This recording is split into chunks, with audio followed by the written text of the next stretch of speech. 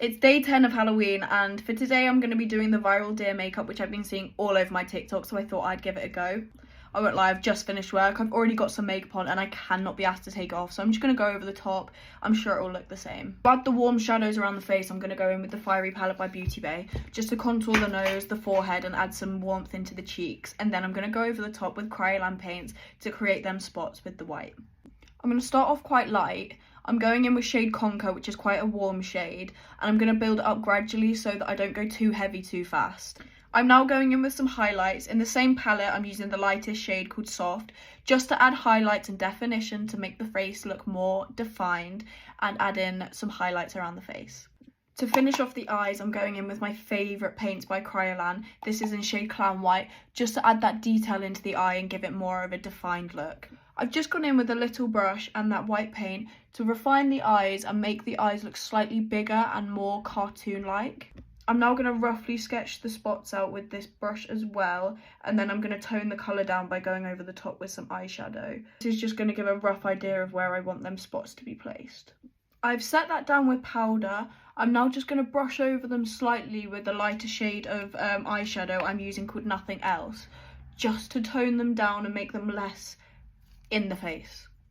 To create the scar in the centre of the head, I'm using Ben Nye Scar Wax. You can also use Vaseline and flour mixed together to create the same kind of consistency. I'm not going to use a lot, but I'm going to warm it up in my fingertips first. It blends out seamlessly, this product. I absolutely love it. The reason I'm not using a lot is because I don't want it to be too raised off the forehead. I want it to look very natural and very realistic. I've pressed it into a little disc shape just so I can apply it easier, and then I'll go in with some a paintbrush afterwards to create that hole in the centre. So now that's blended out, ignore the makeup that's been removed, I'll top that back up afterwards.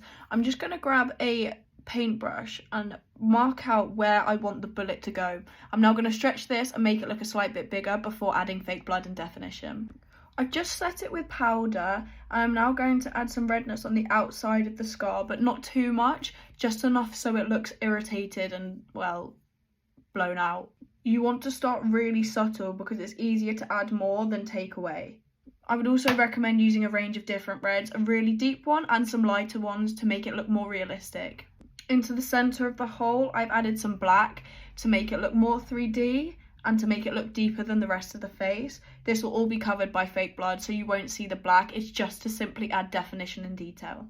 Now for my favourite part, I'm going to be adding some fake blood. I have so many different fake bloods, but I really think that the Ben Nye Stage Blood is one of my favourite. It's also mint flavour, so if you're ever doing anything over the mouth area, this is safe to go inside the mouth, but we're not going to be doing that today. With a small brush, I'm just slowly going to be adding in the fake blood. You don't want to go too mad, otherwise it looks unrealistic. You just want enough for it to drip down the face and to fill that hole. Just to create a stipple effect around the scar, you can also use your finger to dim down the blood so that it's not too red. The last step of this makeup look is to do my lips and add some eyelashes, so I'm quickly going to do that. I'm going to be doing a brown lip and then some big eyelashes to make everything pull together. This was my look for day 10 of Halloween. I've just finished it and I'm really happy with how it's turned out.